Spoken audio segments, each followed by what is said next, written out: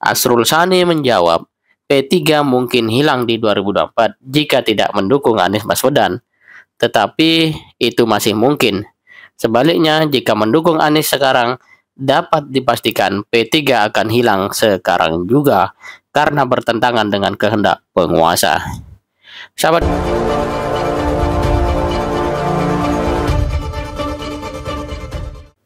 Assalamualaikum warahmatullahi wabarakatuh. Sahabat sekalian, berita panas kembali tersaji.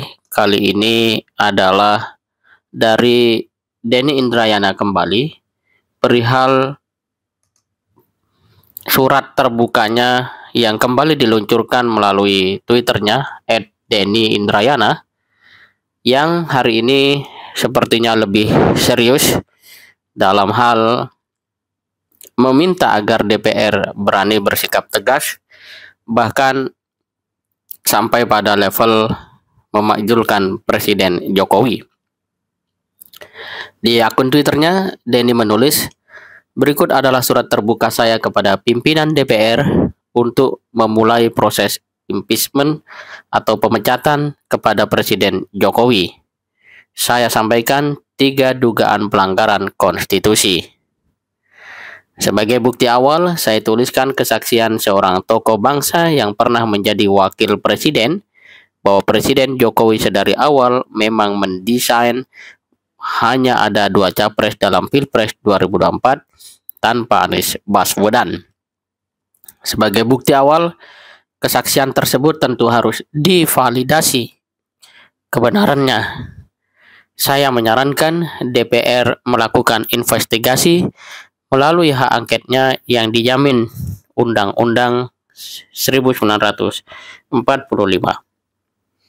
Apalagi bukti dan informasi lain, silakan baca lengkap surat terbuka di atas agar tidak gagal paham. Sahabat sekalian yang dirahmati Allah, surat terbuka ini tentu saja mengejutkan banyak pihak.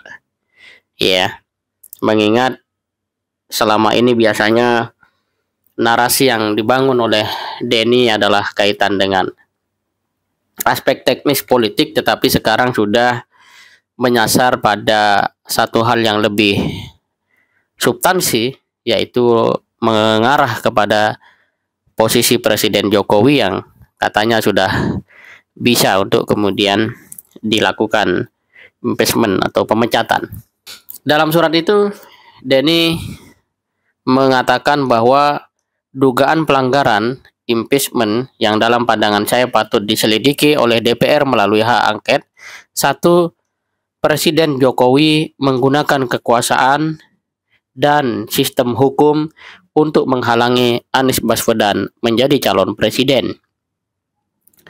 Bukan hanya Yusuf Wanandi dalam kurung CSIS yang dalam acara Rossi di Kompas TV, Hakul Yakin memprediksi bahwa pihak penguasa akan memastikan hanya ada 2 paslon saja yang mendaftar di KPU untuk Pilpres 2024. Saya sudah lama mendapatkan informasi bahwa memang ada gerakan sistematis menghalang-halangi Anies Baswedan.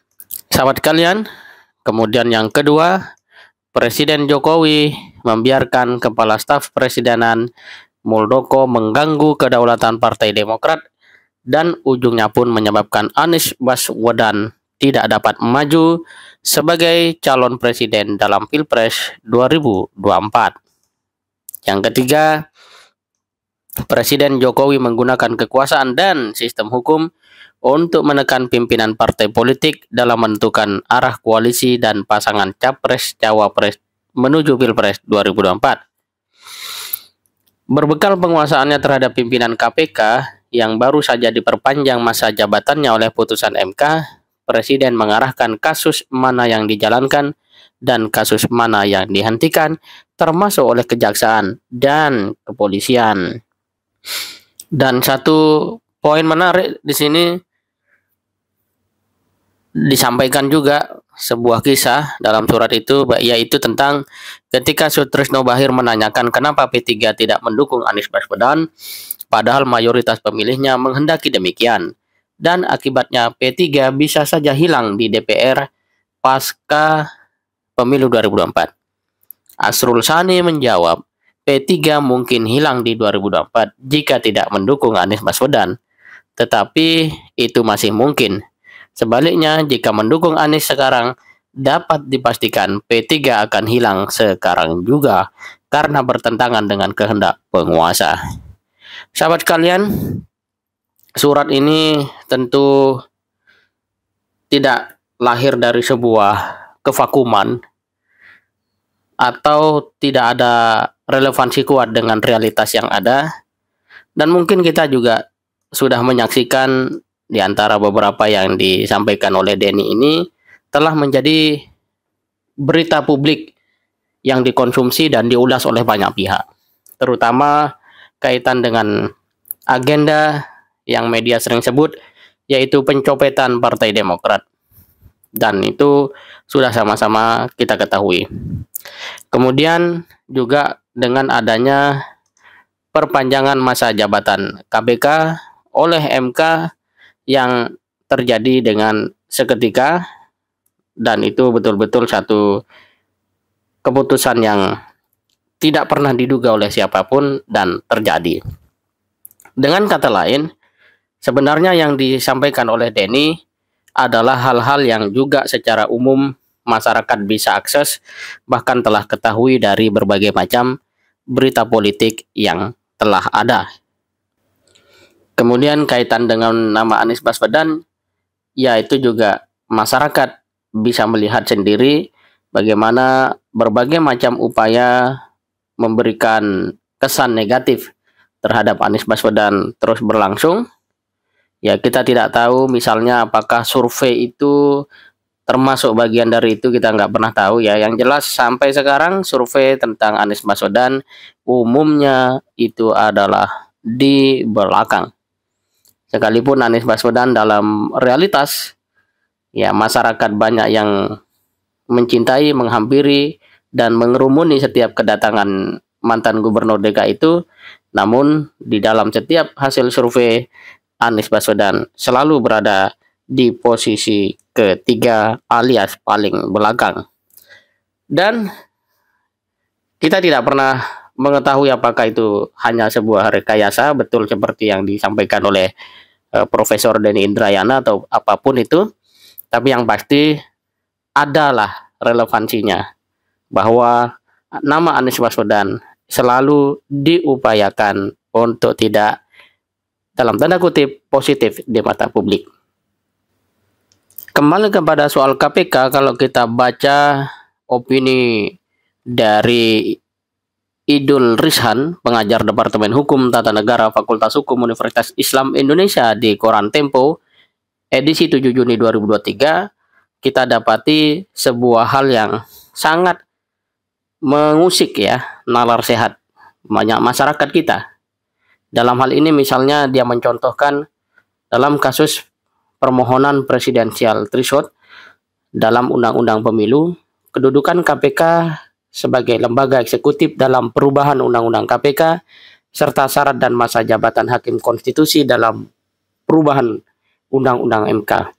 Dalam perkara-perkara tersebut, Mahkamah Konstitusi justru menahan diri untuk tidak mengadili keputusan politik pemerintah di ranah kebijakan hukum terbuka, meskipun memiliki dampak luas dan strategi di masyarakat. Sebaliknya, dalam perkara Gufron, penafsiran MK cenderung ambivalen. Dalam perkara ini, MK memilih jalan aktivisme, meskipun tak ada alasan yang cukup kuat bagi MK selain menyelamatkan kepentingan Gufron selaku pemohon.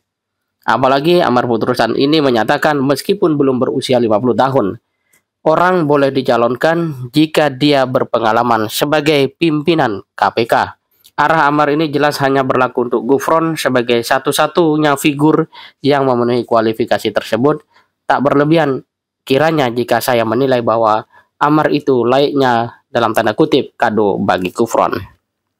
Artinya keputusan MK itu secara nalar dan secara hukum masih memungkinkan banyak gugatan, dan tentu saja dari sisi argumentasi sepertinya alasan-alasan yang dibangun daripada keputusan tersebut tidak begitu kuat. Sahabat sekalian, Fakta-fakta ini menunjukkan bahwa upaya Denny untuk melangkah secara politik dengan melakukan terus-menerus memberikan surat terbuka yang publik bisa lihat menunjukkan bahwa situasi bangsa Indonesia sedang tidak baik-baik saja. Oleh karena itu, hendaknya setiap pihak, terutama DPR dan seterusnya, mampu ya menjaga idealismenya sebagai wakil rakyat.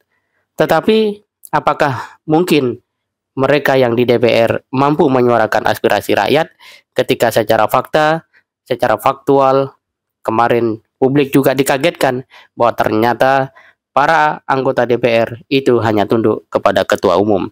Dan mungkinkah ya mereka berani bertentangan dengan ketua umum dan mengedepankan aspirasi rakyat? Inilah yang menjadi pertanyaan kita semua. Semoga bermanfaat. Assalamualaikum warahmatullahi wabarakatuh.